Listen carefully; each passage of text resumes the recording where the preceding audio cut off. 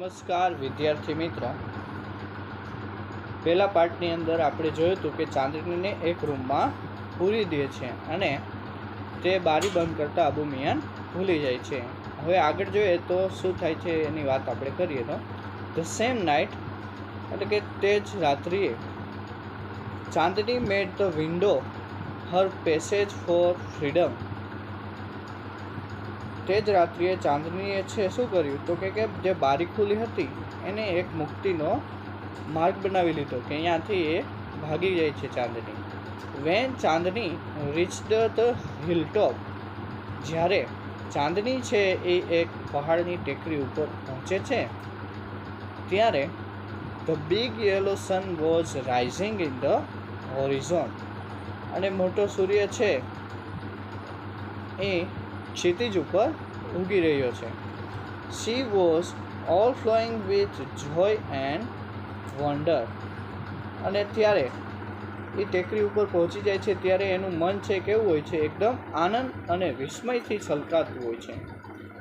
The green grass under her feet became golden yellow, અને તેના પગ નીચે જે લીલું ઘાસ હતું એ તડકાના કારણે કેવું દેખાય છે, ચમકતું પીળું થઈ ગયું. The wind sang an endless song of welcome, અને પવન છે એ અનંત સ્વાગતના ગીત ગાય છે. એન્ડલેસ એટલે કે પૂરા ન થાય એવા અનંત એવા ગીતો ગાઈ રહ્યા છે. Chandni felt as if she were meeting her mother after years of separation. Chandni felt એટલે કે ચાંદનીને એવું લાગી રહ્યું છે કે શી વેર મીટિંગ હર મધર, જાણે કે તે તેના મમ્મીને મળી હોય. આફ્ટર યર્સ ઓફ સેપરેશન એટલે કે ઘણા વર્ષો જુદાઈ પછી તે એના મમ્મીને મળી હોય એવું એને લાગી રહ્યું છે. How different all this was from Abu Khan's prisons house. Abu ખાનના જેલ જેવા ઘરથી આ બધું કેટલું જુદું હતું. That day she jumped and played and ate all around, અને તે દિવસે જે દિવસે એ ટેકરી ઉપર જાય છે તે દિવસે તે ચારે તરફ કૂદે છે, રમે છે અને બધું ખાય છે. She was on the top of the world, એટલે કે તે ક્યાં હતી, ટોપ ઓફ ધ વર્લ્ડ એટલે કે ખૂબ જ ખુશ હતી. It was the happiest day in Chandni's life, અને તે દિવસ ચાંદની માટે એક ખુશીનો દિવસ હતો. The sun disappeared behind the hills, સૂર્ય છે એ ટેકરીની પાછળ અદૃશ્ય થઈ જાય છે એટલે કે સાંજ પડવા લાગી છે. Soon the darkness covered the grass, the flowers and the trees, અને થોડાક સમય પછી જ મેદાનમાં અંધારું છવાઈ જાય છે, ઘાસ દેખાતું નથી, ઢંકાઈ જાય છે.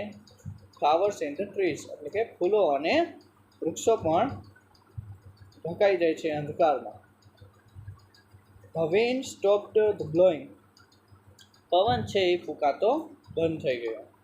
There was stillness all around, અને બધી બાજુ ચારે બાજુ ઓલ અરાઉન્ડ એટલે કે ચારે બાજુ સ્ટીલનેસ એટલે કે શાંતિ છવાઈ ગઈ. An owl hooted from a hole, owl એટલે કે ઘુવડ છે, હૂટેડ એટલે કે બોલતું હતું, ફ્રોમ અ હોલ એટલે કે એક હોલમાંથી એ બોલતું હતું. તેના કારણે ચાંદની ફેલ્ટ સ્કેર્ડ, અને તેથી ચાંદનીને ડર લાગવા ગયો, ડરી ગયો. નેક્સ્ટ જોઈ તો the full moon rose in the distant sky, અને દૂર આકાશમાં જે ચંદ્ર છે એ ઉગ્યો. ઇન ઇટ સિલ્વર લાઇટ, અને ચંદ્રને એક ચાંદની જેવા પ્રકાશમાં ચાંદની સો ટુ બ્રાઇટ આઈસ, અને આ ચાંદની પ્રકાશમાં ચાંદનીએ બે આંખો જોઈ, તેજસ્વી, એન્ડ શાર્પ ટીથ અને તીક્ષ્ણ દાંત. મૂવિંગ સ્લોલી ટુવર્ડ હર, અને ધીમેથી તેની તરફ આ બે આંખો તેજસ્વી અને તીક્ષ્ણ દાંતવાળું એક પ્રાણી છે એની તરફ આવી રહ્યું હતું. The devil was not in hurry, અને જે ડેવિલ એટલે કે શિકારી જે પ્રાણી હતું નોટ ઇન હરી એટલે કે તે ઉતાવળમાં હતું નહીં. He knew that goat was also his food. અને તે ડેવિલ હતો એ જાણતો હતું કે બકરી તેનો શિકાર બની જ જવાનું છે, તેનો ખોરાક બની જ જવાનો છે. The wolf and the goat stuck their heads with each other. એટલે કે વોલ્ફ એટલે કે વરુ અને જે બકરી છે એ એકબીજાના માથાને અથડાવે છે. He was big and ferocious. એટલે કે જે વરુ છે એ કેવું હતું, એકદમ મોટું અને ફિરોશિયસ એટલે કે વિકરાળ એવું હતું, ઘાતક હતું.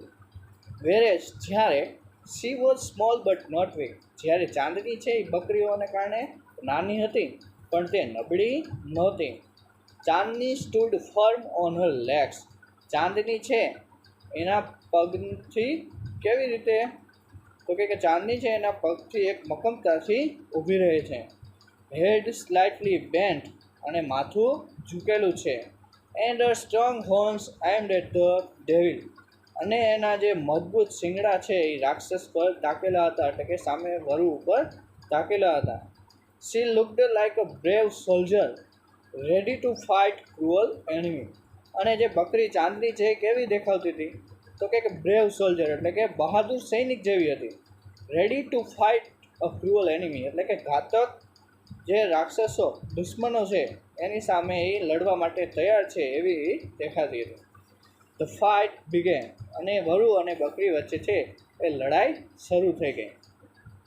It went on through the night. અને તે આખી રાત તે લડાઈ ચાલી. The moon began to grow pale. એટલે કે જે ચંદ્ર હતો એ હવે હળવે ફીકો પડવા લાગ્યો, અદૃશ્ય થવા લાગ્યો. And suddenly hid behind the clouds. અને તે વાદળની પાછળ છે એ સંતાઈ જાય છે. The stars also began to disappear one by one. અને તારાઓ છે એ પણ એક પછી એક અદૃશ્ય થવા લાગે છે, એટલે કે હવે અહીંયા સવાર પડવા લાગ્યું છે. A faint light appeared in the east. અને એક ઝાંખ્યો પ્રકાશ છે એ પૂર્વની તરફ દેખાયો. The first rays of the son.